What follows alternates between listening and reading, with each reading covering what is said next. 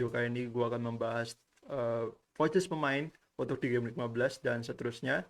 Jadi di video ini gue udah menyiapkan beberapa pemain yang menurut gue layak untuk kita pantau untuk di game week 15 besok atau seterusnya ya.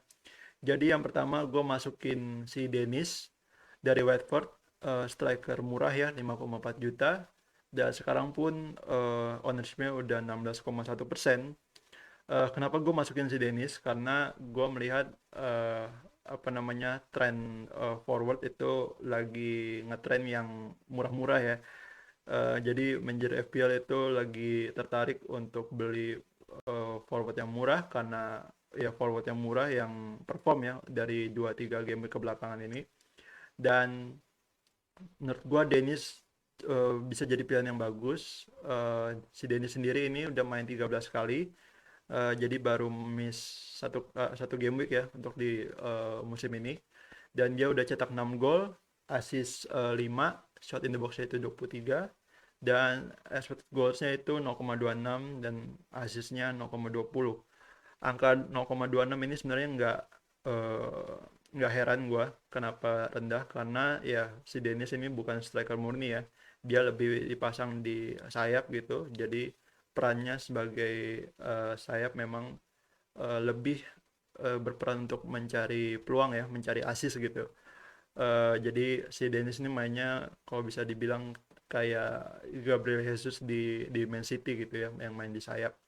Dan jadwal Dennis sendiri itu jadwalnya Watford menurut gua baru bagus di game week 16, karena di game week 16 itu dia lawan Brentford, lalu game week 17 lawan Burnley, game week 18 Crystal Palace, dan 19 itu Wolves.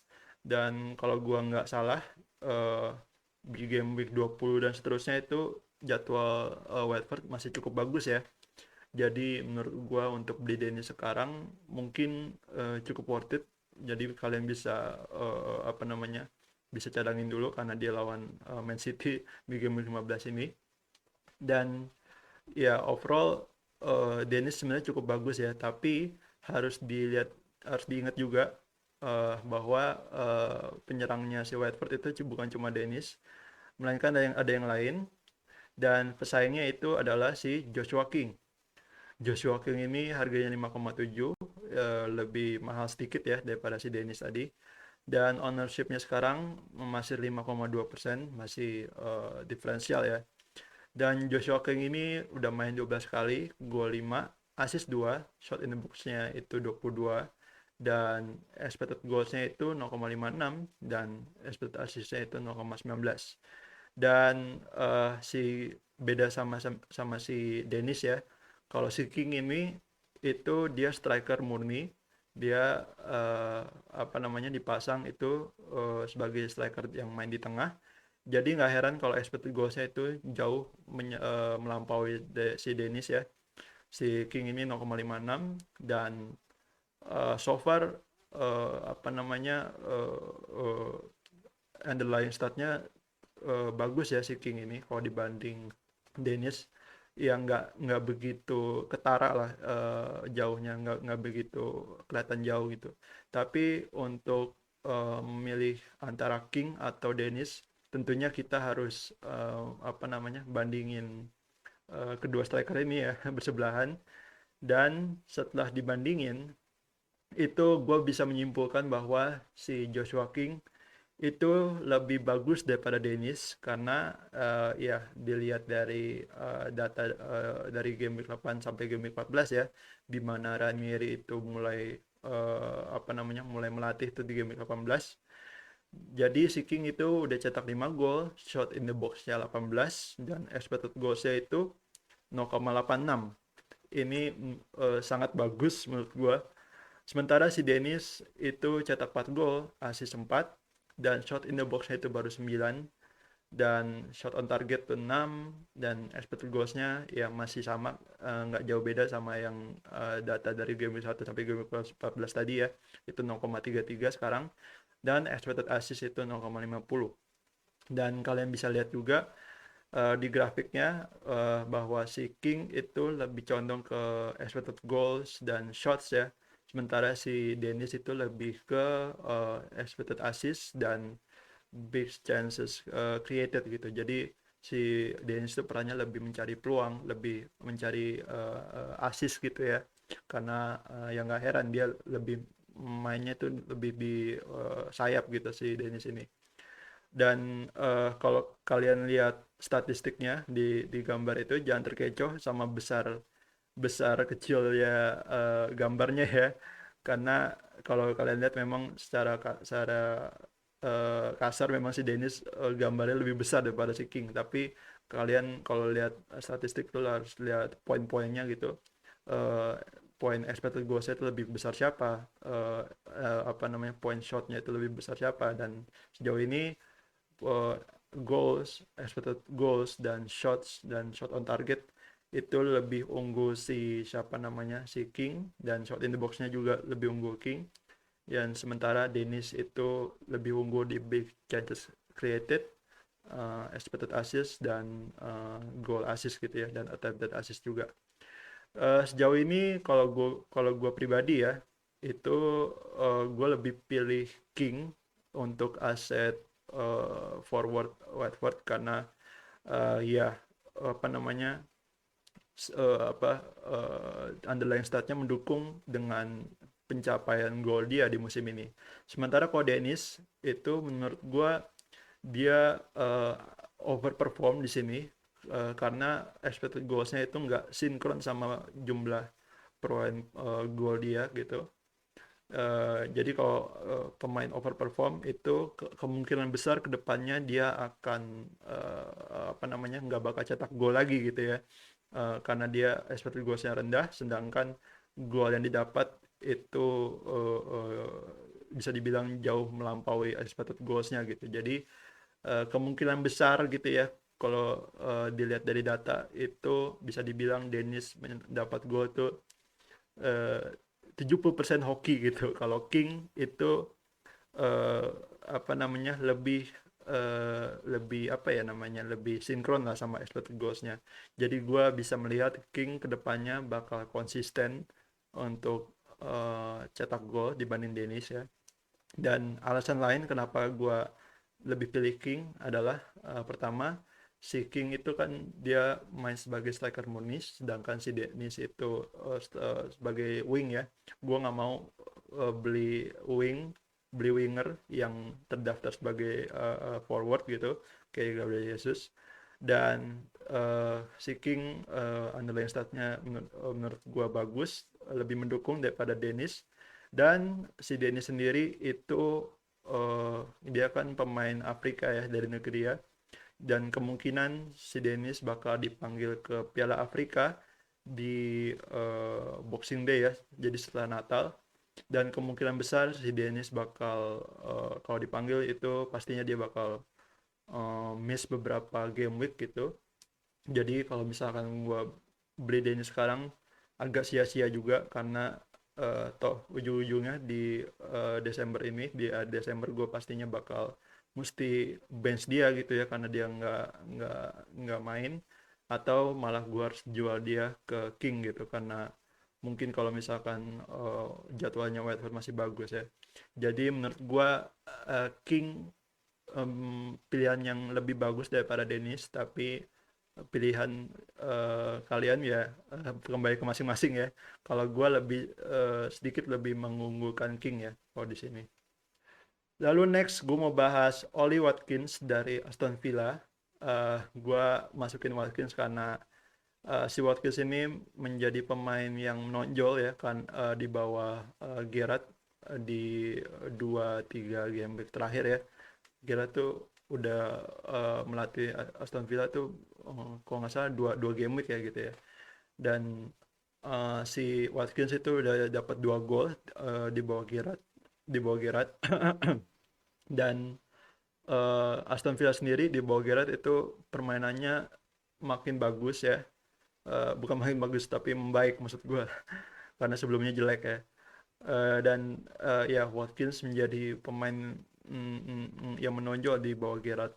Dan si Watkins ini itu dia harganya 7,4 juta dan 3,4% masih diferensial, dan dia itu udah main 12 kali di musim ini, gol 4, shot in the box-nya 2, dan expected goalsnya itu 0,33 dan expected assistnya itu 0,04.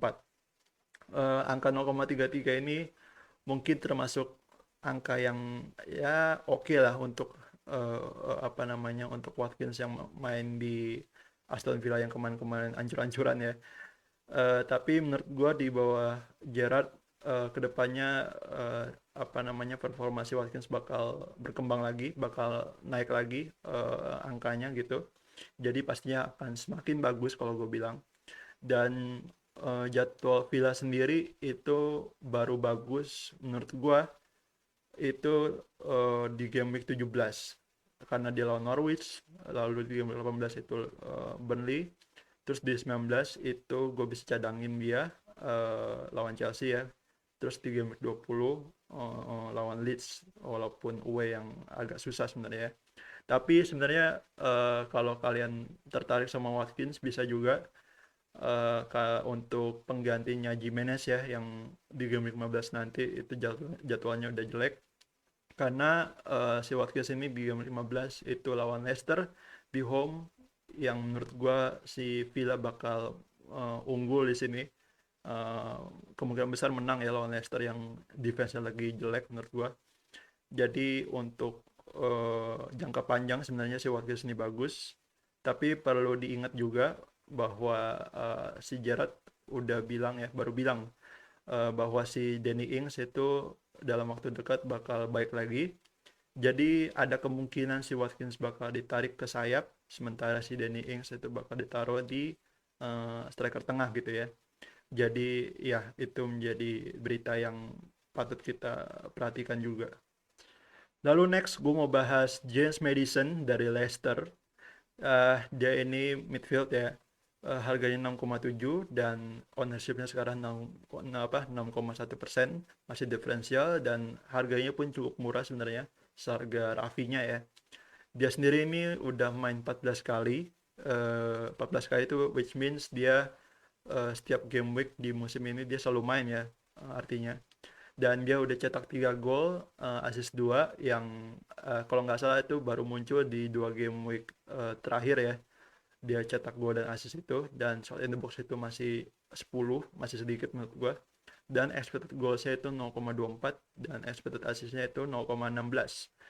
uh, untuk Madison sendiri sebenarnya menurut gua sih apa, Madison bisa jadi opsi yang bagus untuk menyaingi misalkan menyaingi poinnya Bernardo Silva gitu ya atau Gundogan. Tapi kalau kalian tanya bisa nggak untuk cover poinnya Jota, menurut gua nggak bisa, karena murni karena Leicesternya sendiri ya, karena permainan Leicester sendiri itu nggak konsisten. Dan gue nggak tahu Madison juga bakal bisa pertahankan performa dia seperti ini atau enggak ke depannya. Untuk jadwal si Leicester sendiri itu sebenarnya cukup bagus ya untuk let's say 4 game ke depan, karena di game 15 itu dia lawan Villa. Ya lawan Villa away ini sebenarnya agak susah ya.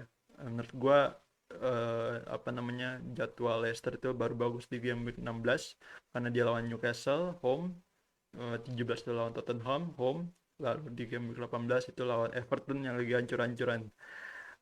Dan di game 19 dan 20 itu pastinya susah, dan gua nggak tahu ya di game week 21 itu Leicester jadwalnya bagaimana. Jadi gue bisa bilang bahwa si Madison itu aset yang cukup bagus untuk kalian yang cari apa namanya, opsi jangka pendek ya, karena si Madison itu bagus jadwalnya di game week 15 sampai game week 18 gitu. Jadi cuma 4 game week aja gitu yang kalian bisa mainin. Dan yang terakhir gue mau bahas Jadon Sancho dari MU. MU sorry, si Sancho itu midfield 8,9 juta harganya sekarang dan 2,4%. Si Sancho ini uh, midfield yang cukup premium lah kalau gue bilang ya, 8,9 juta. Dan dia ini udah main di musim ini 10 kali, yang mana 10 kali ini dia beberapa kali dia main dari cadangan ya, dari bangku cadangan. Kalau nggak salah itu ada separohnya gitu ya yang dia main dari cadangan. Lalu si Sancho itu baru cetak 1 gol sepanjang musim ini, yaitu yang pas dia lawan Chelsea ya. Lalu dia belum cetak assist dan shot in the box-nya itu 4 dan XG penaltinya itu 0,19 dan absolute assist-nya itu 0,11. Iya, ini angka yang sangat sedikit ya memang, tapi eh, apa namanya, ini gue yakin angkanya baru muncul sejak si MU ditangani sama Carrick ya, karena di bawah Carrick si Sancho lebih sering main dan selalu starter juga. Dan ya, angka ini masih small sample size lah gitu ya, jadi nggak bisa kita anggap serius juga. Tapi menurut gua Sancho layak untuk kita pantau untuk jangka panjang ya, karena jadwal si MU sendiri itu bagus di game week 16 menurut gua. Mulai dari game week 16 si MU bagus sampai game week 20 seterusnya kalau nggak salah juga bagus ya. Dan si MU ini kan bakal ditangani Rangnick di game week 15 nanti. Dan menurut gua Sancho menjadi pemain yang cocok di bawah Rangnick ya, karena eh, latar belakang mereka sama-sama pernah main di Jerman gitu. Dan tentunya si Rangnick udah kenal Sancho banget lah ya, karena waktu itu si Rangnick itu main apa, melatih di Leipzig sementara si Sancho main di Dortmund. Ya pastinya si Rangnick udah kenal Sancho, kenal banget gitu. Dan menurut gua Sancho bakal bisa perform di bawah Rangnick, karena tentunya si Rangnick pasti bakal butuh pemain yang muda, yang lincah dan punya stamina gitu ya, untuk bisa ngepres, untuk bisa cari bola, untuk bisa counter juga gitu ya. Dan menurut gua pemain kayak Sancho itu cocok, eh, apa namanya, cocok sama karakter pemainnya si Rangnick. Dan ya sejauh ini sih Sancho belum bisa meyakinkan kita untuk kita beli ya, tapi menurut gua layak untuk kita pantau. Dan pemain MU yang lain menurut gua yang layak kita pantau itu si Rashford selain si Sancho. Dan si Rashford pun sebenarnya belum berbuat banyak juga di musim ini, tapi sekali lagi layak untuk kita pantau. Dan selain si Rashford itu menurut gue juga si Ronaldo, tapi Ronaldo nggak perlu gue masukin di sini karena ya kalian udah tahu semua Ronaldo kayak apa mainnya. Dia bisa cetak gol kapanpun yang dia mau ya, tapi menurut gue Ronaldo di apa namanya, di bulan Desember yang sibuk ini, menurut gue dia nggak bakal bisa main setiap game weeknya karena ya usianya udah tua. Dan eh, permainannya Rangnick pasti akan berubah-ubah ya. Jadi dia bakal menyesuaikan taktiknya sama pemain yang ada. Jadi pastinya akan berubah-ubah, dan gue bisa melihat Ronaldo di bench 2 atau 3 kali di bulan Desember ini. Dan yang kalau gue bisa bilang sih Sancho bakal sering starter ya di bawah Rangnick. Jadi ya Sancho maupun Rashford menjadi apa namanya, aset yang patut untuk kita pantau. Oke, mungkin segitu aja video gue kali ini, dan kita ketemu lagi di video team pick gue untuk di game 15 nanti. Jangan lupa like, share, subscribe seperti biasa, dan jangan lupa juga komen di bawah ya, di kolom komentar kalau kalian punya pertanyaan. Gue bakal jawab secepatnya, dan gue FPO Jon Snow, and I see you on the next video. Bye.